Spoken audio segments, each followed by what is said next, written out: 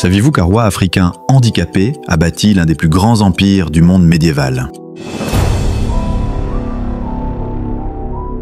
Voici l'incroyable histoire de Soundiata Keita. Avant les pharaons noirs du Soudan et avant Mansa Moussa, il y avait Soundiata. Son nom résonne encore chez les griots du Mende, mais son histoire reste trop souvent ignorée dans les livres d'histoire.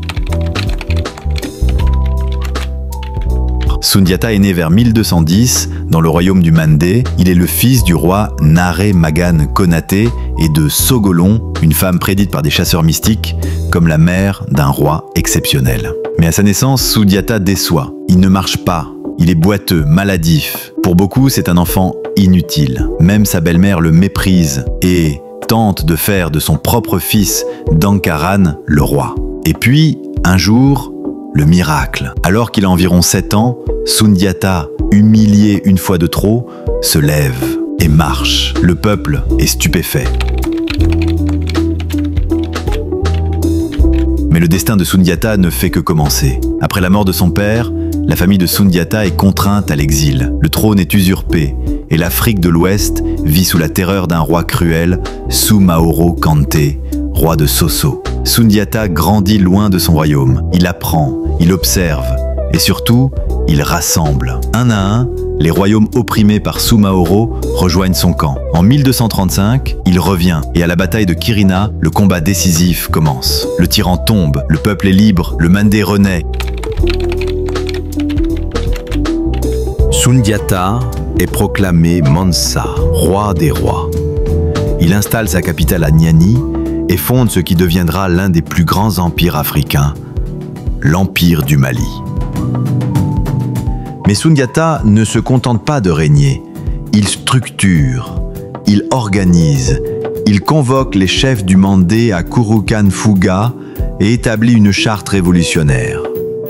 La charte du Mandé, transmise oralement par les griots, proclame la liberté, la justice, la dignité. Certains la considèrent comme une des premières déclarations des droits humains.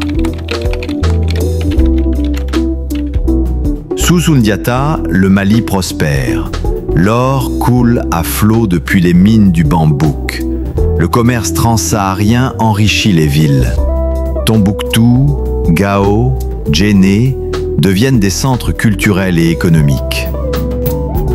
Mais ce n'est pas tout. Le Mali est un empire de tolérance. L'islam y cohabite avec les croyances traditionnelles. Les griots conservent leur place. L'histoire touin est transmise génération après génération. Soundiata règne pendant 2 décennies. Son nom devient légende. Après sa mort, Soundiata Keita entre dans l'épopée. Les griots racontent encore ses exploits comme ceux d'un demi-dieu. Il devient le lion du Mandé. L'empire du Mali lui survivra plus de 2 siècles.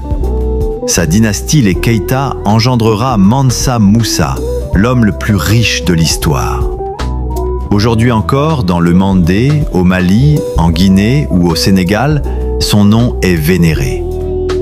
Il n'était pas censé marcher, il est devenu roi. Il n'était pas destiné à régner, il a fondé un empire. Il s'appelait Soundiata Keita. Si tu penses que l'histoire de l'Afrique mérite d'être mieux connue, abonne-toi à Mystère d'Afrique et partage cette vidéo.